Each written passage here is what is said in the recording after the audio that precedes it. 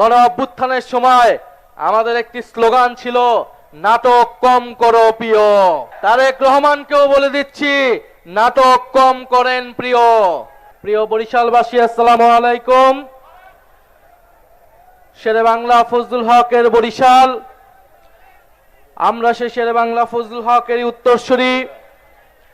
শেরে বাংলা ফজলুল হক এই বরিশালের সন্তান, যিনি জমিদারি প্রথার বিরুদ্ধে লড়াই সংগ্রাম করে এই বাংলার কৃষক প্রজার মুক্তি নিশ্চিত করেছিলেন, জমির অধিকার নিশ্চিত করেছিলেন।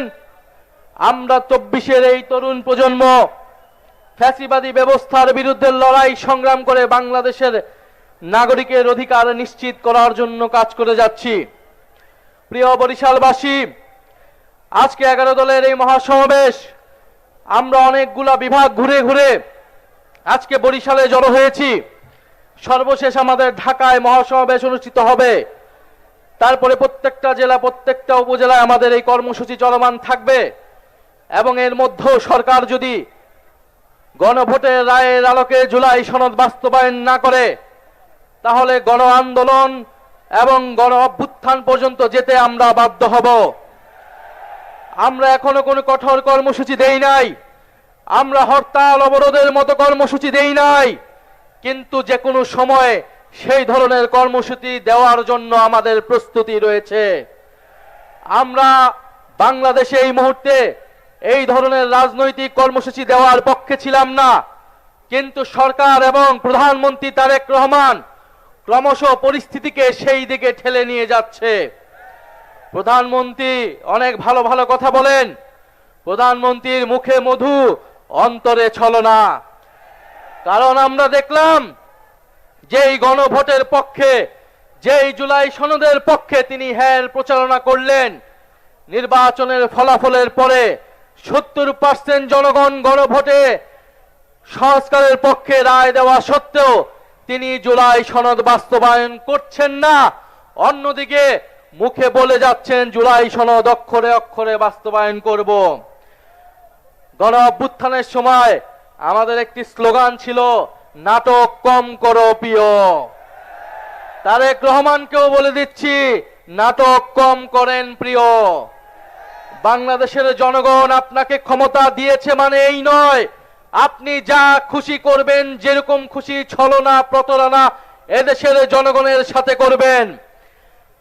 বিএনপি গত 16 বছর গণতন্ত্রের জন্য লড়াই করেছে, কিন্তু দুঃখের বিষয় 5ই আগস্টের পর থেকে তারা গণতন্ত্রের বিপক্ষে লড়াই করে যাচ্ছে।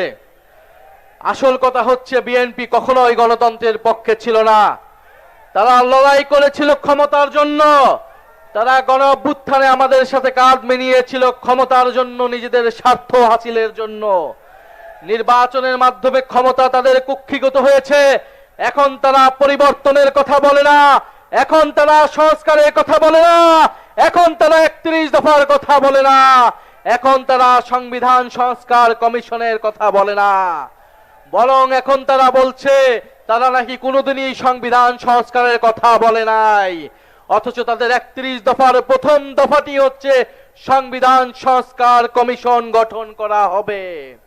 অতএব সংবিধান সংশোধন কমিটির নামে যেই প্রহসন এই জাতির সাথে করা হচ্ছে, শেখ হাসিনা এই ধরনের প্রহসন করে আজকে তার পরিণতি হয়েছে সে দিল্লিতে আছে। বিএনপি সরকারকে আমরা বলে দিতে চাই, সংবিধান সংশোধনের নামে এই ধরনের প্রহসন বাংলাদেশের জনগণ মেনে নেবে না। সংবিধান সংস্কার করতে হবে। যদি আপনারা সংস্কারেও রাজি না হন, আমরা নতুন সংবিধানের দাবি উঠাবো, আমরা নতুন গণপরিষদ নির্বাচনের দাবি উঠাবো।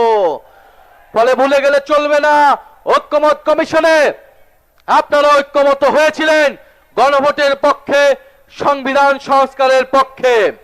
প্রিয় বরিশালবাসী, আমরা জানি বরিশালে কর্মসংস্থান নাই, বরিশালের মানুষ ঢাকায় গিয়ে অনেক কষ্ট করে জীবন যাপন করে। বিএনপি সরকার তাদের ইস্তিহারে বলেছিল 18 মাসে তারা 1 কোটি কর্মসংস্থান নিশ্চিত করবে। 5 মাস হয়ে গিয়েছে, কয়টি কর্মসংস্থান নিশ্চিত হয়েছে? কয়টি চাকরি নিশ্চিত হয়েছে? হয়েছে চাঁদাবাজি নিশ্চিত হয়েছে কিনা? কার্ড হয়েছে কিনা ছাত্র দলের যুব দলের? কর্মসংস্থান নিশ্চিত হয়েছে, সাধারণ জনগণের নয়, চাঁদাবাজদের, ছাত্র দলের, যুব দলের, শ্রমিক দলের, কৃষক দলের কর্মসংস্থান নিশ্চিত হয়েছে। সাধারণ মানুষের কোনো কর্মসংস্থান নিশ্চিত হয় নাই প্রিয় বন্ধুগণ। ফলে প্রিয় বরিশালবাসী, আমরা কর্মসংস্থানের জন্য, বিদ্যুতের জন্য, সীমান্তের সুরক্ষার জন্য, চাঁদাবাজি দুর্নীতি নির্মূলের জন্য, এই দেশের স্বাধীনতা সার্বভৌমত্ব নিশ্চিতের জন্য, সর্বোপরি গণতন্ত্র এবং বৈষম্যহীন বাংলাদেশের জন্য আমরা যারা 24-এর গণ অভ্যুত্থান ঘটিয়েছিলাম, গণবিপ্লব ঘটিয়েছিলাম, আমাদেরকে আবার ঐক্যবদ্ধ হতে হবে, আমাদের আবার রাজপথে সংগ্রাম গড়ে তুলতে হবে। কারণ আমরা মনে করি এই জুলাই বিপ্লব যারা জীবন দিয়েছে, যারা শাহাদাত বরণ করেছে, তাদের আত্মত্যাগকে আমরা কোনোভাবেই বৃথা যেতে দেব না। আজকে 18 জুলাই, কত তারিখ আজকে? 18 জুলাই গণ অভ্যুত্থানের সেই ঐতিহাসিক দিন, যেদিন মীর মুগ্ধ ঢাকায় শাহাদাত বরণ করেছিলেন, শহীদ ফারহান ফায়াজ ঢাকায় শাহাদাত বরণ করেছিলেন। 18 জুলাই শত শত ছাত্র জনতা নিহত হয়েছিলেন, আহত হয়েছিলেন। পাবলিক বিশ্ববিদ্যালয় যখন বন্ধ করে দেওয়া হয়েছিল, আমাদের প্রাইভেট বিশ্ববিদ্যালয়ের ভাই বোনেরা রাজপথে নেমে এই কোটা আন্দোলনকে গণ অভ্যুত্থান থেকে বিপ্লবে রূপান্তর করেছিল।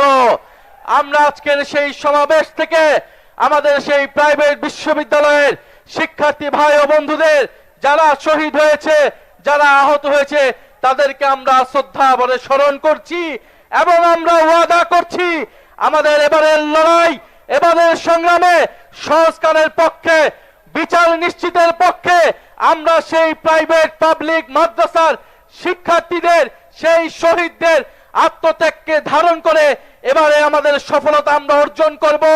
জুলাই সনদ বাস্তবায়ন হবে, শেখ হাসিনা সহ গণহত্যাকারীদের বিচার নিশ্চিত হবে, দেশ থেকে দুর্নীতি বিলোপ হবে, আমাদের সীমান্তের সুরক্ষা নিশ্চিত হবে, দেশের সার্বভৌমত্ব নিশ্চিত হবে। দিল্লি কিংবা কোন দেশের তাবেদারি বাংলাদেশের সরকারকে, বাংলাদেশের রাষ্ট্রকে আমরা আর কোনোদিনই করতে দেব না।